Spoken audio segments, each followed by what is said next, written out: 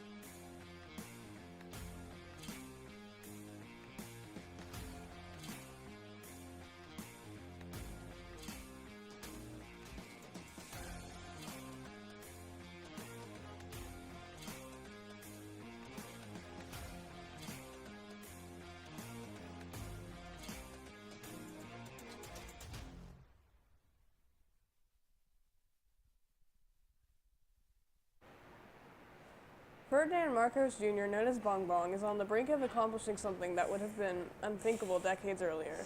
According to unofficial results, he appears to be winning the Philippine presidential election by a landslide. His father was ousted as the country's dictator 36 years ago. Unofficial projections have Marcos winning about 30 million votes compared to just 14 million for his closest challenger, outgoing Vice President Leni Robredo.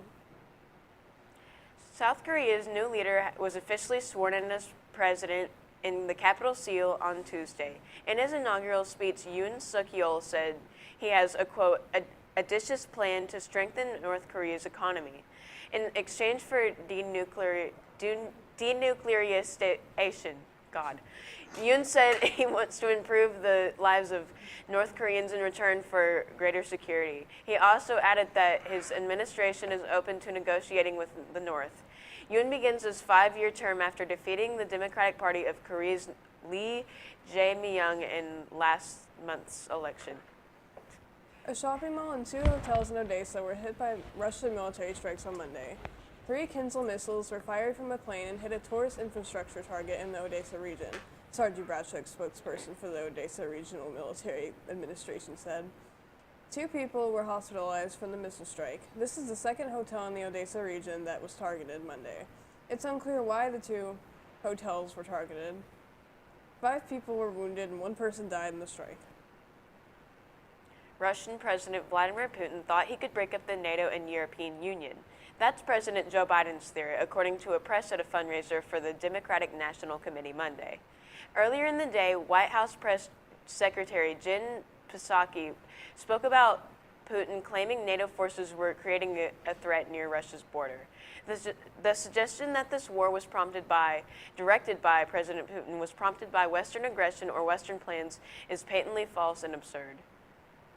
Former Alabama corrections officer Vicky White is dead, and the inmate she allegedly fled with, Casey White, is in custody once again. Investigators say they got a tip Sunday. The Ford F-150 was spotted at a car wash in Evansville, Indiana. U.S. Marshals struck their car. The Cadillac crashed into a ditch. Matt Keel, U.S. Marshal, says, quote, "We approached the vehicle to get the 2 suspects out. We got Casey White out, and he immediately announced that his wife had shot herself in the head and that he didn't do it," end quote. Vicky White died shortly after being hospitalized from what U.S. Marshals believe was a self-inflicted gunshot wound to the head. Sheriff Rick Singleton, Lauderdale County, says, quote, "He's not getting out of this jail again. I'll assure you that," end quote. In a couple of months, more than 14 million people could lose their health insurance. That's because a Medicaid policy that kicked in early in the pandemic is set to expire.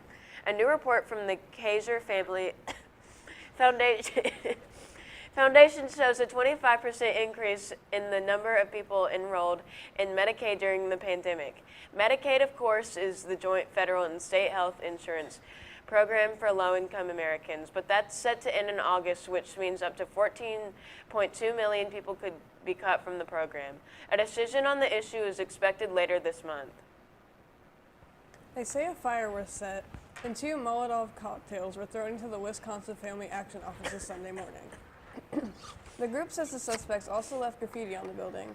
No arrests have been made yet. This comes days after a leaked draft indicated the U.S. Supreme Court may overturn Roe v. Wade, which legalized abortion nationwide. Madison police says emotions are high, but violence is not the answer. The governor has called for those involved to be arrested. Tennis teenage sensation Carlos Alcaraz says he's ready to, quote, go for a grand slam, end quote, after winning the Madrid Masters Sunday in sensational style. And at this rate, you wouldn't put it past him. He's now a hot favorite for the French Open after defeating Rafael Nadal on clay and rising to 6th in the world ranking. This week alone, the 19-year-old star knocked out Nadal and Novak Djokovic, and then he beat Alexander Zverev in straight sets into the final. That secured his second Masters 1000 title after winning Miami last month, and it's his 4th tour win of the year. Alcaraz is playing the kind of fearless, irresistible tennis that can make him very dangerous at the French Open in fortnight's time. And now let's check on our weather. Madison, what can you tell us?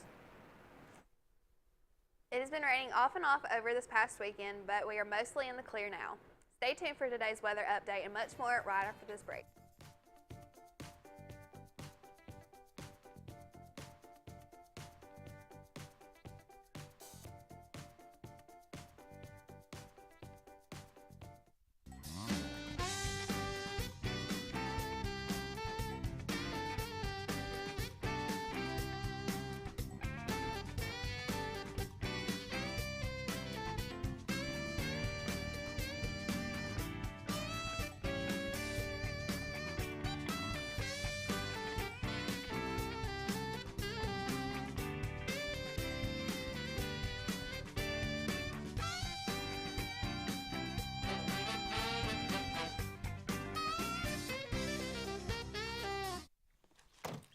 Wow, college already. Yeah.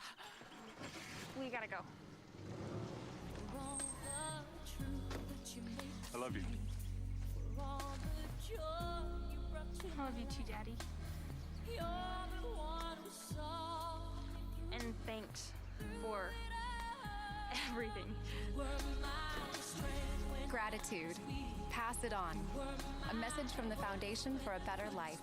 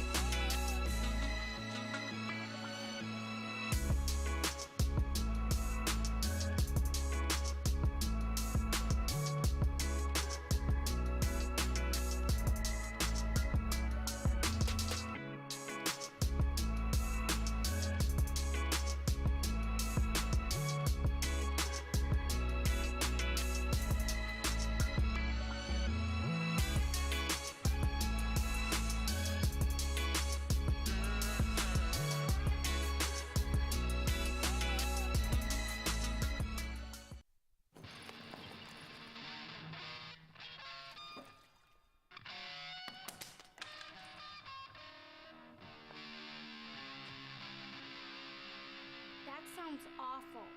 Seriously, awful. But a lot better than last week.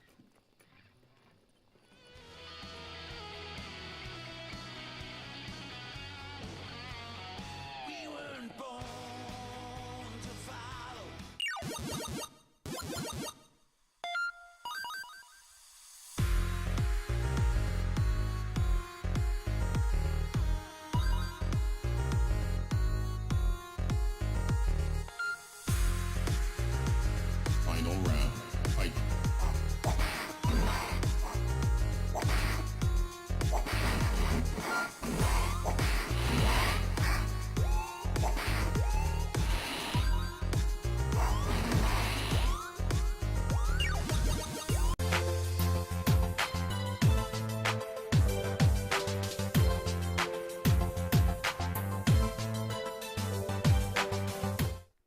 Welcome back. I'm Madison Johnston with your weather. Let's go ahead and take a look at our weather at glance for today.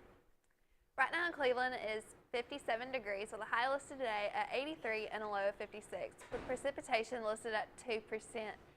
Humidity is at 97% with a dew point of 56 degrees Fahrenheit, with a visibility of 10 miles, and the UV index is already 1 out of 10. And now let's look at our local radar. There is nothing in our area or in the surrounding communities which will be changing later this week. Now let's look at our local radar. There are scattered storms north of Nebraska and up into Canada. And now let's look at our 7-day weather.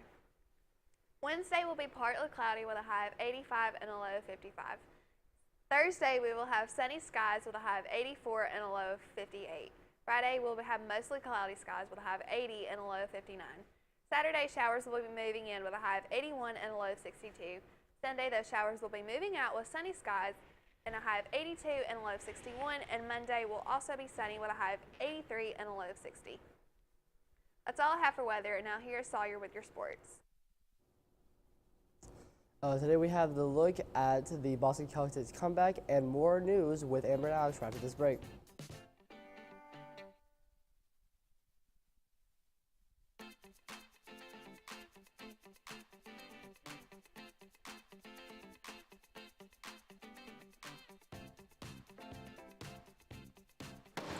Well, you're wrong. I'm wrong. You're the one who misrepresented the facts. Misrepresent the facts? Are you kidding? Your proposal's ludicrous. My proposal will go exactly the way I say it will. My dead body. I think somebody needs a timeout. Oh, that's the power of one. Civility. Pass it on. One grain of sand can turn the tide.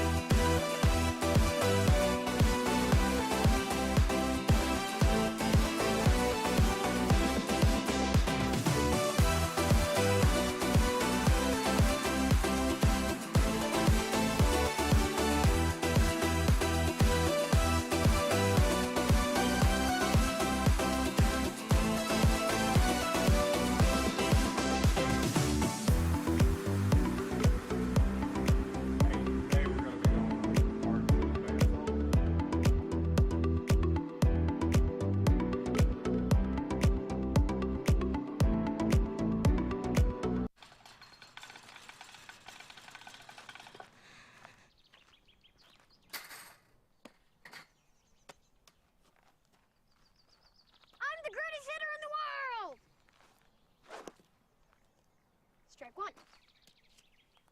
I'm the greatest hitter in the world! Strike two.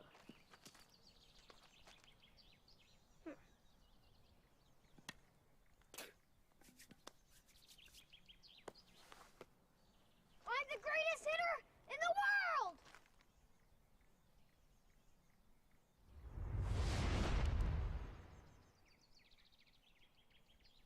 Strike three. Wow! I'm the greatest pitcher in the world! Optimism. Pass it on. A message from the Foundation for a Better Life.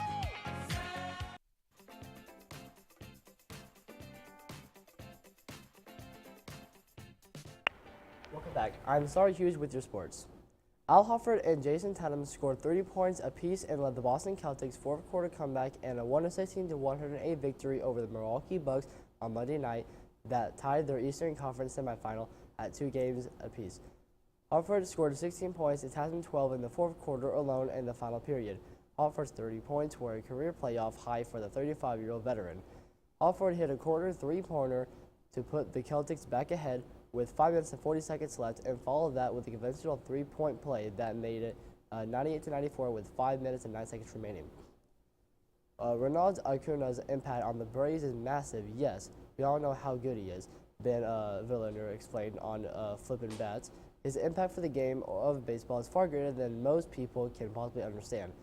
The way he goes about his business on the field, the energy he brings, the passion he brings, the excitement that he brings is next level. The game of baseball needs it. They need him. He brings national attention. Five-star quarterback Arch Manning is planning a visit to LSU football. Manning, the number 1 recruit in the nation, according to 24/7 Sports Composite, and he intends on seeing a Tigers practice and a game this season. At 6'4" and 215 pounds, he's the nephew of Super Bowl champions Peyton and Eli Manning and the grandson of New Orleans Saints legend Archie Manning. He threw for 1,913 yards and 26 touchdowns this past season, while also running for 381 yards and 6 touchdowns. Besides LSU, Manning also said that he plans to visit Florida and has already made multiple stops at Texas, Georgia, and Alabama. That's all I have for sports. We'll have more news with Amber and Alex right after this break.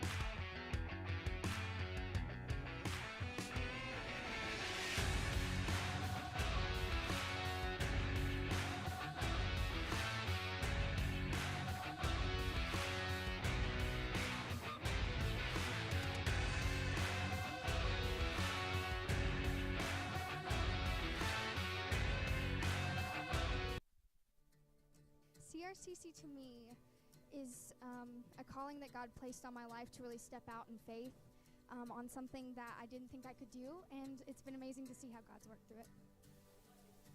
CRCC stands for Crossroads Community Church, but we're a church that our vision is to be a life-giving church in our community. We do that through helping people know God, find freedom, discover their purpose, and then go make a difference. And so that's what we're doing every week, is helping people discover their jam and go make a difference.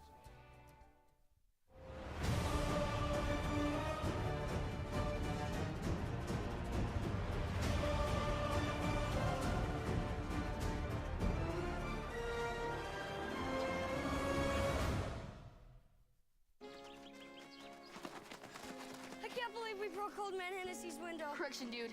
You broke. I just threw the ball. This is really bad. What are we gonna do? Dude, kiss your life goodbye. Let's go. Yeah. Sorry, kid. Keep smiling, keep shining. No, Hi. Tell him it was an accident, and we can fix the window. I'll come with you. that's what friends are for.